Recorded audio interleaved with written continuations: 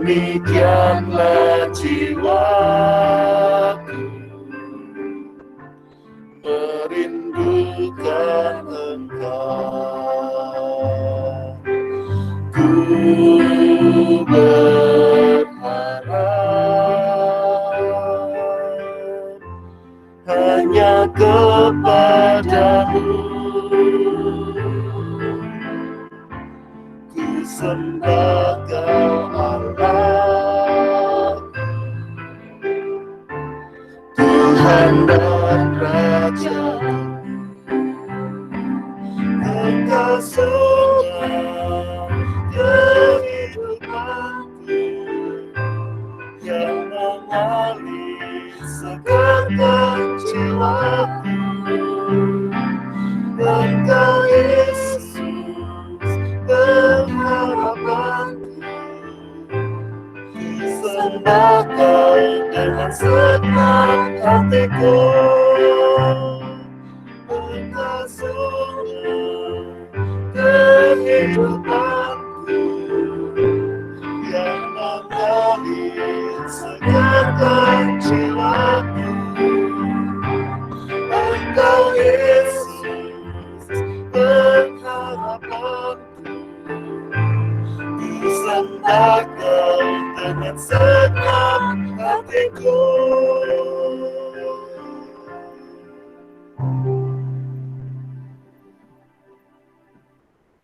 Saudara-saudara yang terkasih, mari bersama kita berdoa. Ya Tuhan, inilah isi hati kami, bahwa diri kami adalah seperti rusa yang merindukan air. Dan kami meyakini bahwa pengharapan kami hanyalah kepada Engkau. Sehingga saat ini ya Tuhan, puaskan dahaga kami akan kebenaran sabda firman Tuhan.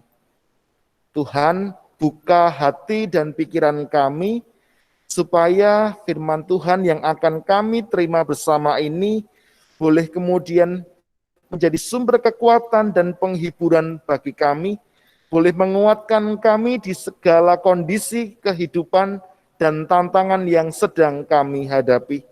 Terkhusus firman Tuhan ini boleh menguatkan keluarga, boleh membawa keluarga melanjutkan kehidupan, melanjutkan cita-cita yang hendak diraih bersama-sama. Tuhan, kami sadar akan keterbatasan kami, oleh karena itu kami mohon Roh Kudus-Mu berkarya dalam diri kami, sehingga kami yang penuh dengan dosa dan kelemahan ini dimampukan untuk mendengar, memahami, dan melakukan firman-Mu ini dalam setiap langkah hidup kami. Berkati juga hamba-Mu yang hendak menyampaikan sabda firman Tuhan, urapi dan tutup bungkus kami dengan kuasa Roh Kudus-Mu. Di dalam nama Tuhan kami Yesus Kristus, kami siap mendengarkan pemberitaan firman Tuhan. Amin. Saudara-saudara yang terkasih, kita akan bersama-sama menghayati firman Tuhan yang saat ini akan saya ambilkan dari Ulangan 32. Ulangan 32 ayatnya yang ketiga dan keempat, kemudian dilanjutkan ayatnya yang ke-11. Ulangan 32 ayat 3, 4, dan 11. Demikian firman Tuhan. Sebab nama Tuhan akan kuserukan, berilah hormat kepada Allah kita, gunung batu yang pekerjaannya sempurna, karena segala jalannya adil, Allah yang setia, dengan tiada kecurangan, adil dan benar Dia.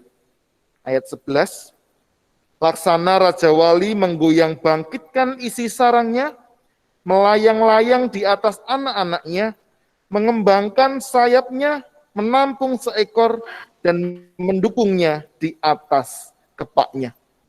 Demikian pembacaan firman Tuhan yang akan kita gumulkan saat ini, yang berbahagia kita yang mendengarkan firman Tuhan dan terlebih melakukan dalam kehidupan sehari-hari.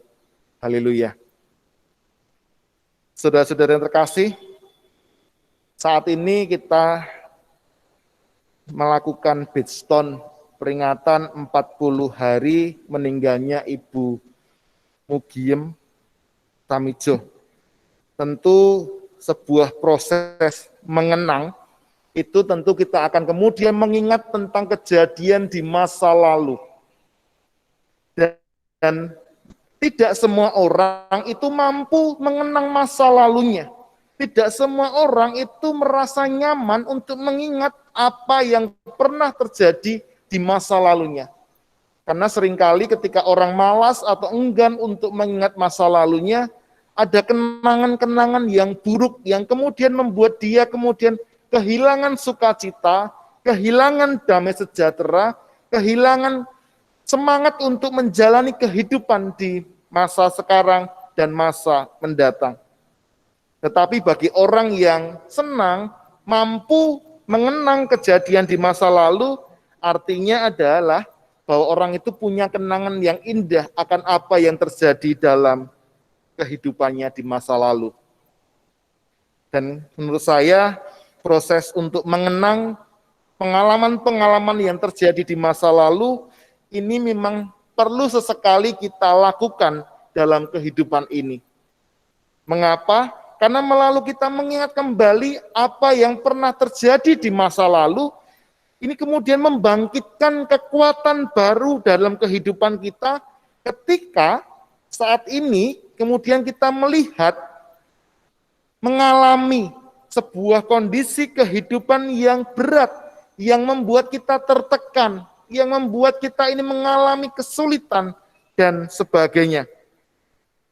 Dan hal ini juga kemudian dilakukan oleh Musa ketika itu melalui bacaan kita di saat ini. Saudara-saudara yang kasih, apa yang dilakukan oleh Musa dilakukan di masa usia yang sudah lanjut dan Musa merasa bahwa ajalnya sudah dekat. Lalu apa yang ingin dikenang oleh Musa dalam peristiwa ini? Dia tidak ingin mengenang tentang kebaikan dirinya, tentang sesuatu yang sudah dilakukan kepada bangsa Israel, tentang segala sesuatu yang kejayaan yang pernah dia lalui bersama dengan orang Israel, tidak. Tetapi yang ingin dikenang oleh Musa adalah bagaimana tentang kasih dan kesetiaan Allah di dalam kehidupan bangsa Israel. Dan dalam proses mengenang tentang kasih dan kesetiaan Tuhan kepada umat Israel, Musa tidak kemudian mendirikan tugu-tugu peringatan atau prasasti-prasasti untuk mengenang jasa-jasanya, tetapi ingin mengajarkan kembali kepada umat Israel, kepada bangsa Israel, bahwa Allah dulu pernah berkarya secara luar biasa kepada mereka, sehingga mengalami perjumpaan yang intim dengan Allah, mengalami pertolongan dengan Allah, itu yang kemudian ingin dibangkitkan oleh Musa, supaya bangsa Israel ketika dalam situasi kehidupan yang berat, mereka mampu tetap punya pengharapan. Mereka mampu tetap melanjutkan kehidupannya dengan penuh kepercayaan dan keyakinan diri. Tetapi saudara-saudara yang terkasih, nostalgia itu sebenarnya tidak hanya dibangun berdasarkan romantisme masa lalu semata.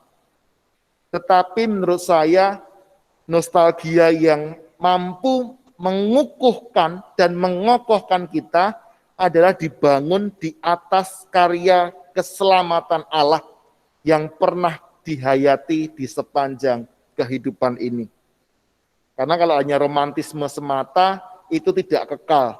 Itu seringkali kemudian membuat kita kecewa, tidak mampu secara utuh memampukan kita menghadapi realita kehidupan di masa kini dan masa depan yang penuh dengan ketidakpastian. Kenapa toh kemudian pertanyaannya muncul adalah kenapa toh kemudian bangsa Israel perlu kembali diingatkan tentang karya kebaikan Allah, tentang kesetiaan Allah, tentang kasih Allah dalam kehidupan mereka. Karena sebentar lagi bangsa Israel akan masuk ke tanah Kanaan. Mereka sendiri serba tidak tahu bahwa apa yang menanti di tanah Kanaan. Memang secara iman mereka meyakini masuk ke tanah Kanaan adalah masuk ke tanah perjanjian. Tetapi mereka tidak tahu akan bahaya yang akan mereka hadapi. Tantangan seperti apa yang akan mereka temukan. Oleh karena itu, Musa kembali mengingatkan bagaimana Allah mengasihi dan melindungi mereka di sepanjang perjalanan di padang gurun. Nah, menariknya adalah Musa menunjukkan cara Allah itu mengasihi bangsa Israel dengan gambaran seperti di ayat yang ke-11 ini. Saya bacakan untuk kita semuanya. Laksana Raja Wali menggoyang bangkitkan isi sarangnya, melayang-layang di atas anak-anaknya, mengembangkan sayapnya, menampung seekor, dan mendukungnya di atas kepaknya. Jadi tindakan yang dilakukan oleh Allah supaya menunjukkan Allah mengasihi itu dengan gambaran seperti Raja Wali. Lalu gimana toh? Jadi ketika saya mencoba melihat gambaran tentang bagaimana seekor burung Raja Wali itu mendidik anaknya untuk terbang, dia membawa anaknya di atas punggungnya, kemudian dia bawa terbang tinggi dan kemudian dia lepaskan. Anaknya harus mengepakkan sayapnya untuk belajar mandiri. Tetapi kemudian induknya juga melihat ketika anaknya ini belum siap untuk terbang, maka kemudian dia menaruh lagi di punggungnya dan kemudian membawa ke sarangnya, dan itu dilakukan terus-menerus sampai anaknya ini dirasa mampu untuk terbang mandiri. Sehingga dengan kata lain, Allah itu menunjukkan kasih setianya bukan ketika di dalam kondisi yang serba baik-baik saja, tetapi justru melalui bahaya, melalui kesulitan, itu sebenarnya cara Allah untuk mendewasakan kita, untuk membuat kita menjadi pribadi yang lebih tangguh, lebih tahan uji, lebih mampu menghadapi tantangan kehidupan. Nah, tetapi seringkali kita itu kalau menghadapi permasalahan seringnya adalah kecewa, marah, kemudian menganggap Tuhan sudah tidak menyayangi kita lagi, Tuhan sudah tidak memperdulikan kita lagi, Tuhan sudah tidak menunjukkan kesetiaannya kepada kita lagi. Tetapi saat ini kita ditunjukkan bahwa melalui bahaya, kesulitan, tantangan, hambatan, ini sebenarnya cara Allah untuk mendewasakan kehidupan kita. Dan saat ini juga, ayat ini mengajak kita semuanya, terkhusus keluarga, untuk berefleksi bahwa kehilangan orang tua memang bukan proses yang mudah untuk diterima. Bukan proses yang mudah untuk dihayati dalam kehidupan ini. Karena apa? Karena kehilangan orang tua tetap membuat ada sebuah lubang di dalam hati kita yang itu tidak akan mungkin bisa terisi oleh siapapun juga. Tetapi dengan proses ini ada sebuah kebaikan yang seharusnya mampu dihayati oleh anak-anak, oleh cucu dari Bu Mugiem. Melalui proses yang tidak mudah ini, kemudian kita akan menemukan ada kebaikan-kebaikan Tuhan yang tersembunyi di balik segala kesedihan, di balik segala kegelisahan, di balik segala proses adaptasi kita ketika tidak lagi ada ibu, tidak lagi ada bapak yang ada di samping kita, menemani kita, menjadi tempat untuk mencurahkan isi hati kita ketika kita dalam kegalauan. Saudara-saudaraku yang terkasih, firman Tuhan ini juga mengingatkan pada kita semuanya, ketika kita juga ditinggalkan oleh orang-orang yang mencinta, yang dulu dekat dengan kehidupan kita, tetapi ada satu sosok yang kemudian tidak pernah meninggalkan kita, yaitu Allah. Oleh karena itu, mari kita berpengharapan bahwa everything will be okay ketika kita ditopang oleh Allah. Maka selamat menghayati dukungan kasih setia Tuhan yang nyata, yang senantiasa ada di dalam kehidupan kita hari lepas hari. Tuhan memberkati keluarga secara khusus dan bagi kita semuanya yang juga bergabung dalam Zoom meeting di saat ini. Amin. Saudara-saudara yang terkasih, mari bersama kita berdoa secara pribadi.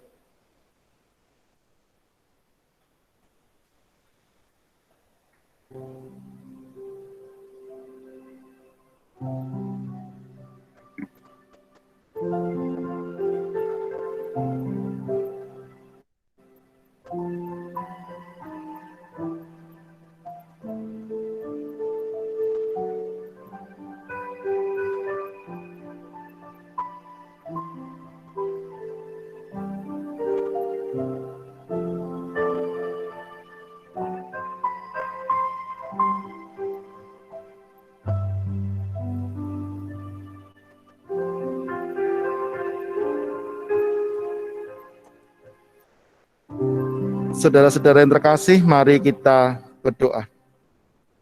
Kami bersyukur saat ini kami boleh mendengarkan sapaan firman Tuhan yang menguatkan iman dan keyakinan kami bahwa hidup kami senantiasa ditopang oleh Tuhan. Tetapi cara Allah menunjukkan kasih dan setianya kepada kami tidak selalu ketika hidup kami baik-baik saja. Tidak selalu ketika semuanya berjalan dengan lancar dan normal. Tetapi seringkali dan mungkin yang terjadi dalam hidup kami sekarang adalah ketika kami dalam pergumulan, tantangan hidup, tekanan, ini kami kemudian merasakan ada tangan Allah yang terulur kepada kami, yang menguatkan kami, sehingga kami kemudian dimampukan bertahan dalam situasi yang tidak mudah ini, bahkan kemudian kami mampu mengatasi itu semuanya. Tuhan, saat ini kami menyerahkan sepenuhnya kehidupan kami, terkhusus keluarga dari almarhum Ibu Mugiem ini kepadamu. Tuhan berkati keluarga-keluarga ini untuk senantiasa saling menopang, saling menguatkan satu dengan yang lain, saling memperhatikan, akan menjadi kebutuhan dari saudara-saudaranya. Kami secara khusus menyerahkan keluarga Ibu Purwanti dalam segenap karya dan panggilannya. Tuhan memberkati apa yang dicita-citakan dalam membangun kehidupan bersama dengan suami dan anak, itu kemudian mampu diraih dengan baik, mendatangkan sukacita, mendatangkan berkat bagi kehidupan mereka. Berkati juga keluarga dari Mas Budi dengan istri dan anak, juga Tuhan berkati agar juga senantiasa hidup dalam kasih dan kemurahan Tuhan. Setiap pekerjaan, setiap tanggung jawab, dan setiap karya pelayanan juga Tuhan berkati menjadi jalan berkat untuk keluarga ini mengembangkan kehidupannya. Kami serahkan juga keluarga Mas Sadar juga dalam kasih dan karunia Tuhan. Tuhan berkati dalam setiap upaya untuk mengembangkan kehidupan mereka, terkhusus ketika saat ini dikaruniai dengan tambahan anak, mampukah mereka untuk mencukupi kebutuhan keluarga dengan baik melalui setiap pekerjaan dan usaha yang mereka jalankan. Berkati kami semua dalam pergumulan-pergumulan yang kami hadapi, kami yakin tangan Allah senantiasa terulur kepada kami. Telinga Allah senantiasa mendengarkan apa yang menjadi rintihan, pergumulan, dan permohonan kami. Allah sedang merenda sesuatu yang terindah bagi kami, yang kami yakini mendatangkan damai sejahtera bagi kehidupan kami. Inilah hidup kami berserah sepenuhnya kepada Tuhan, Tuhan pakai hidup kami. Di dalam nama Tuhan kami Yesus Kristus, kami boleh berdoa dan mengucap syukur. Amin. Kita akan bersama mengakhiri Beatstone di saat ini dengan menyanyikan lagu penutup NKB 34, bait yang pertama dan ketiga, Setiamu Tuhanku tiada bertara.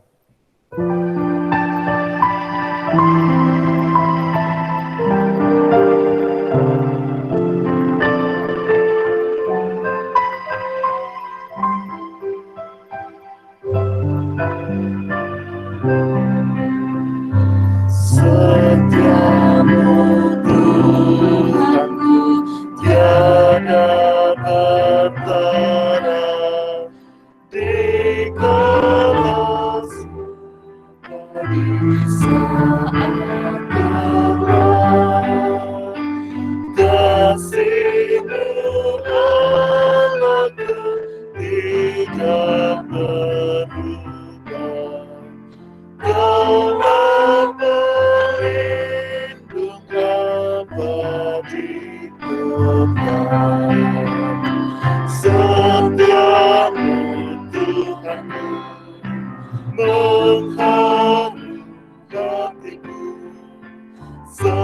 Setiap pagi bertambah jelas yang ku perlukan yang berikan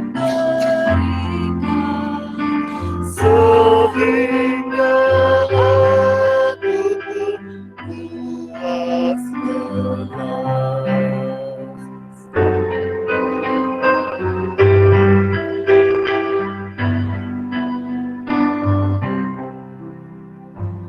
Damai Engkau berikan pengampunan dan rasa hatiku hilang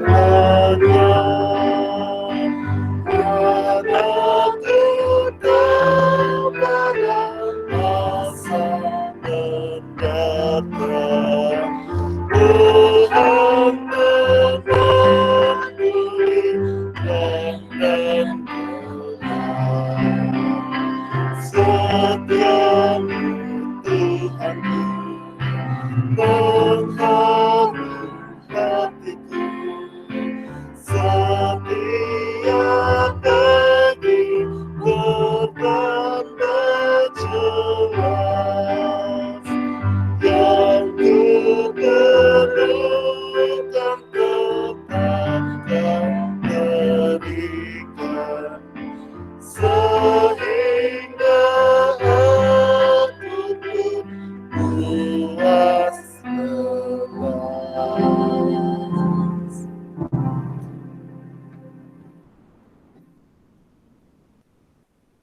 Saudara-saudaraku yang terkasih, kiranya lagu ini juga semakin menguatkan kita di tengah segala situasi kita, apapun situasi kehidupan kita, kesetiaan Tuhan senantiasa nyata dan tidak bertara.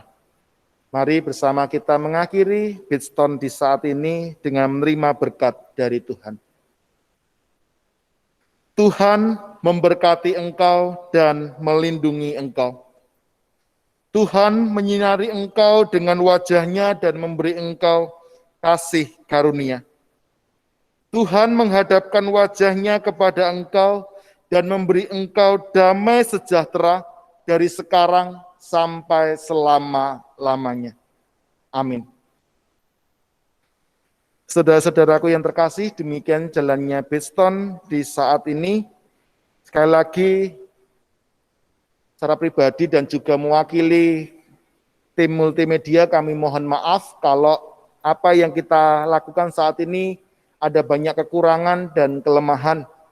Kiranya ini menjadi adaptasi bagi kita semuanya untuk ke depan ketika kita akan mengadakan Bidstone secara online, maka inilah yang akan kita tampilkan selanjutnya.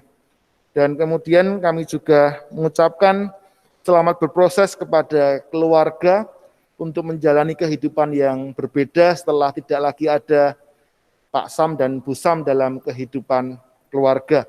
Kiranya berkat Tuhan menyertai keluarga sekalian. Demikian yang boleh kami sampaikan. Kiranya Tuhan memberkati saudara-saudara sekalian di sepanjang kehidupan saudara. Amin.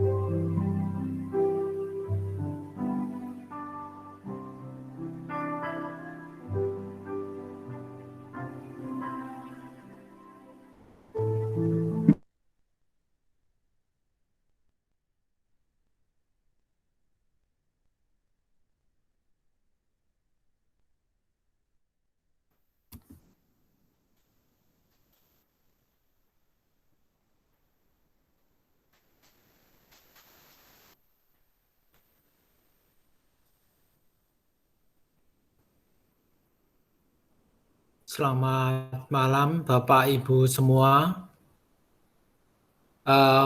Puji syukur kita panjatkan kehadirat Tuhan yang Maha Kuasa, Tuhan Yesus Kristus, yang pada kesempatan ini telah memberikan kita kesempatan untuk bisa berkumpul, bertemu di Google Meet ini untuk mengenang 40 hari kepergian ibu kami, eyang kami, dan kami juga mewakili keluarga besar Bapak Samijo mengucapkan banyak terima kasih kepada Bapak Pendeta Aditya dan segenap majelis wilayah 3 yang telah memberikan pelayanan kepada kami, menguatkan kami, keluarga yang ditinggalkan. Kami juga mohon maaf mewakili Ibu apabila semasa hidupnya Ibu Mugiem Samijo melakukan kesalahan-kesalahan kepada Bapak Ibu sekalian. Dan semoga beliau